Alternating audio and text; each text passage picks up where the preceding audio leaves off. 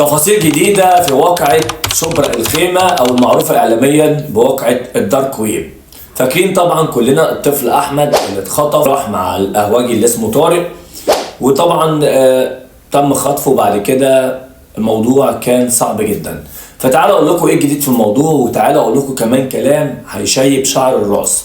بس يا ريت تعمل لايك وشير كتير للفيديو عشان يوصل لغيرك ويسمعه، ويا ريت لو مش تابعني يزيدني شرف معاك انك تتابعني عشان اوصلك كل الفيديوهات الجايه.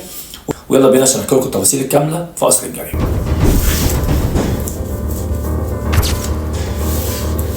طبعا كلنا فاكرين الطفل احمد.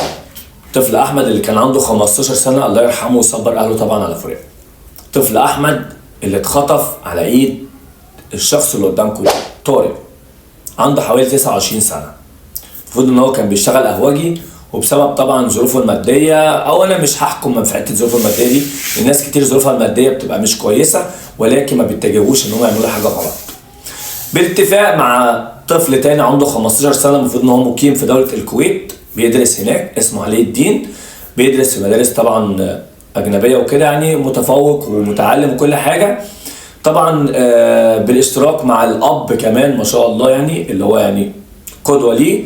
اتفقوا طبعا مع طارق دوت ان هو يجيب اطفال في اعمار ال 14 سنه وال 15 سنه، ومعاهم كمان 19 سنه. المهم ان انت تجيب لنا اي حد وتمثل بيه فيديوهات كده. تعالوا بقول لكم ايه الجديد في الموضوع. طبعا احنا كلنا عارفين الكلام ده.